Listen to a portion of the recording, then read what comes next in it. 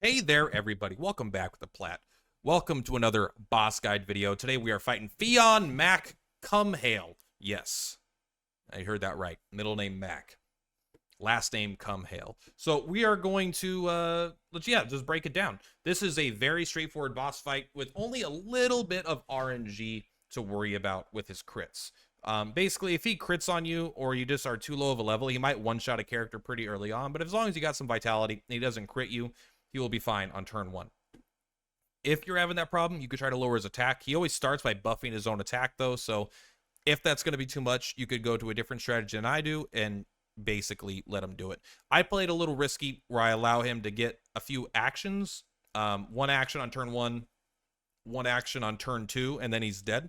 And he didn't kill anybody in that time, so we're good. Agility, not very high. 25 is not super high. He is kind of a high level, so I am playing a little risky with like a level 17 character with low agility. So I am purposely, in my fight, I am debuffing his ability to dodge just because missing is so brutal. If you don't want to roll the dice, you can just ignore that and let him, and basically roll that dice. So basically, first turn, he's going to raise his attack. He's going to attack someone. I think he might use Pierce Armor. Second turn, he's going to just do an attack, and then he's going to charge his Megatushi. Third turn, he's going to, after he has the Megatushi charge, he's going to use an AoE fire attack. So, pretty simple. You have to survive one melee attack on turn one melee attack on turn two, and on turn three, use a fire dampener, and then he does literally nothing. If you can't kill him by the end of turn four, you might want to bump up your damage, or just take a slightly more defensive approach on turn three. I'm kind of going with an all-in offensive strat. Obviously, he is weak to lightning, which is not what we're really abusing. We are using it, but we're almost entirely frost, because if an enemy has no frost resistance, I have a team that I like using that I'm just going to keep using. So let's take a look at my team here. The team that I'm using today is Purpy, number one, King Frost, Nyami, and Earthus is here, but he switches in later. We're starting with Yakshini. So, Purpy has one job. Basically, his job is to use items, and it is to use Shockbound to just get the chain going. On turn one and on turn three. On turn two, we're using Critical, and we're going to be using Aramasa again and again. We're going to use Aramasa twice, basically, to get as much damage in with guaranteed crits as possible. But Shockbound is just so I have, you could be Zeo, it doesn't matter. Shockbound just does a bit more damage, so that's why I'm using that. So turn one, Shockbound. Turn two, Critical, Aramasa. And then third turn is going to be Shockbound, followed by a Fire Dampener. You could also do a Miracle Water in there if you're really concerned about them hitting the same target twice.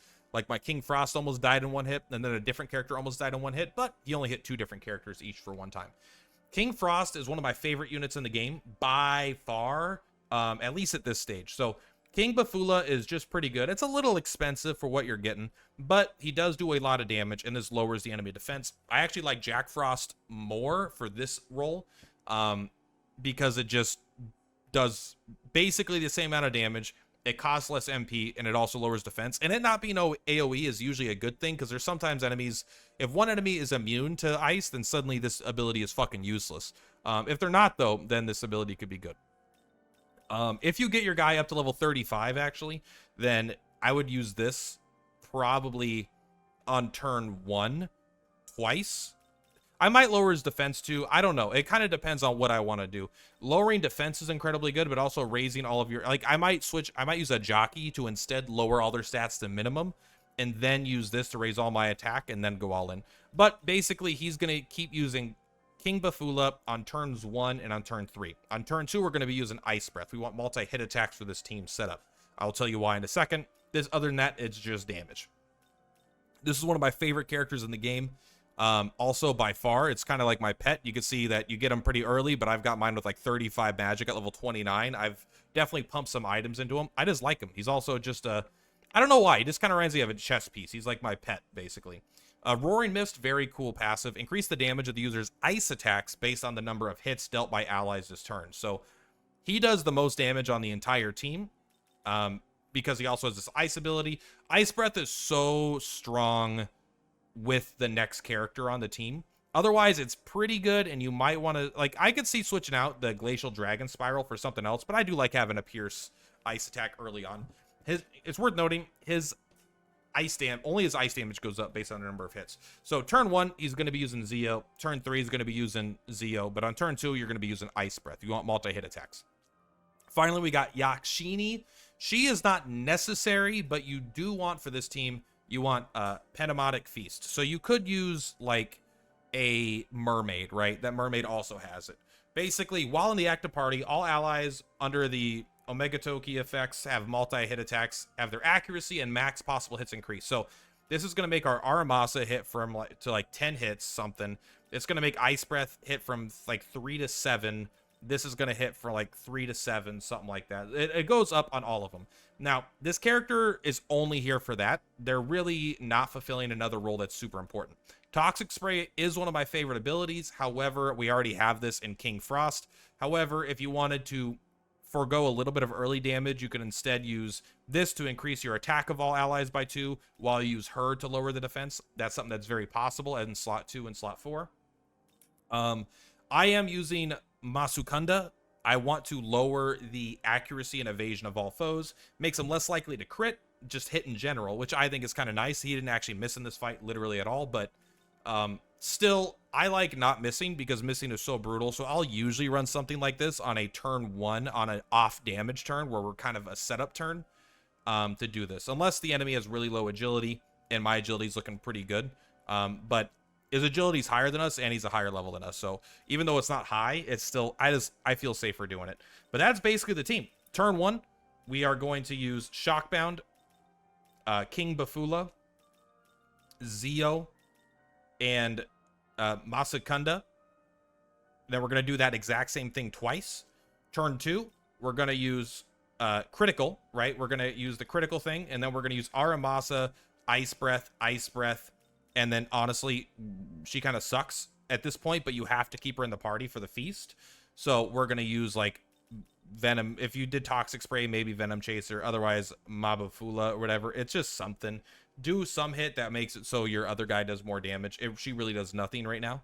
And then we're going to do it again, right? We're going to do Aramasa, Ice Breath, and then on her second turn, now that we're done with critical, instead of her doing a little bit more damage, I'm going to switch her out for our Earthus. Earthus is here almost solely for his passive here, the Electric Enhancer. He's basically going to bring these -1s and these 0s up to +3, so we still do pretty good damage. And +3 on our character. He is only at level 18 right now. He was 17 at the point of the fight.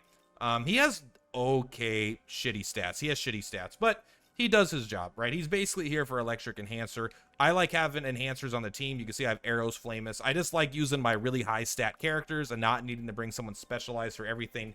I can just throw off like Bloody Glee and put on a fire ability and then use Flamus, and then suddenly Jack Frost, instead of -6, has +4 or something, right? So then I switch out on end of turn 2, switch him in. Turn 3, he's gonna charge his Megatushi. So we're gonna do Shockbound, King Bafula, because Ice Breath isn't that good. We want to refresh the debuff. And then I'm probably gonna use Zeo, and then Zyonga, and then I'm gonna use a Fire Dampener. And that's literally the entire fight. It took longer to explain the fight than it does to actually do the fight. Pretty simple, pretty easy fight, but I do like this character. And yeah, anyway, just if you guys have any questions about any boss fights, let me know. I'm trying to do one for every single boss fight in the game. Why? Because it's kind of fun to make the video about it. And 2, it gives me a lot of videos. They don't do that well, but honestly, I kind of like having a catalog. That way, if anyone ever has a question on any boss, I can show them exactly what I did to beat it.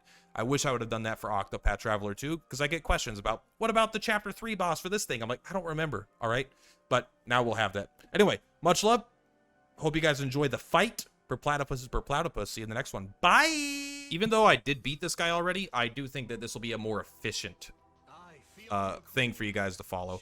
Because, like, when I beat him, like, I lost, like, 3 characters, and I called him in, and then it's like I got through it, but it wasn't like I dominated the fight. I'd rather have a dominate the fight style.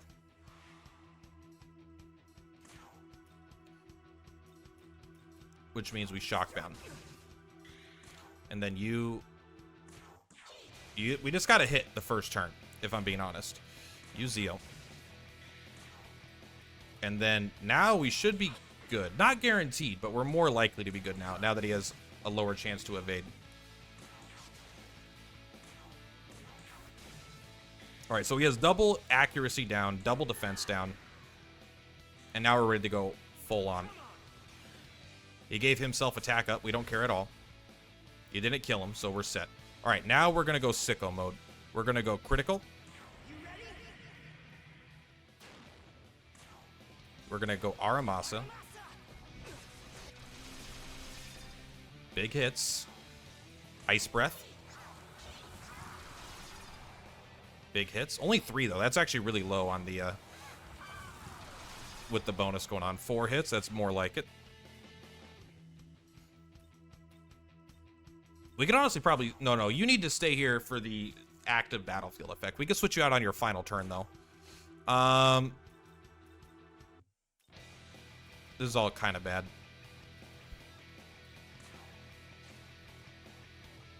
I don't know. Just use this.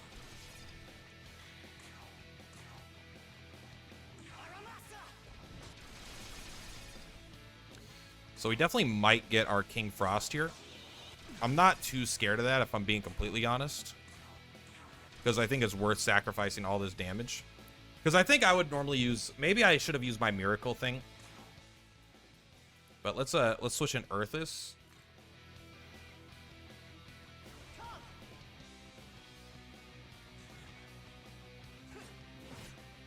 Weak-ass hit. Megatushi, there we go. So maybe we played a little bit riskier than we needed to.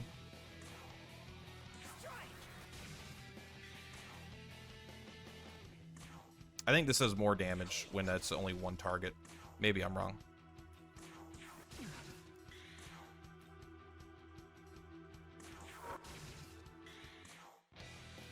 Maybe we just do Sengeki. Nah, we should heal. No, we don't need to heal. What am I talking about? I forgot. When my character is first, I get confused because I'm used to using the Fire and Dampener at the end of the turn, but I moved him to the first slot, so we use it right now. And then this should be over. His evasion going back up next turn is going to be pretty brutal, but I think we'll be fine. As long as we don't miss like a fuck ton. Yeah, block it. Alright, as long as you don't miss, we should be set. Which is always possible. Especially on Earthus, because Earthus fucking blows. Alright, let's do Aramasa. I feel like Aramasa just misses way less. There we go. Honestly, pretty easy fight, but obviously if it goes an extra turn or two, it probably would go south pretty fast. But as long as you're on the upper curve of, you're strong, you're doing enough damage, then you don't need to worry about what he does too much. Unless he gets if he gets some unlucky crits, he's just gonna win, right? Obviously.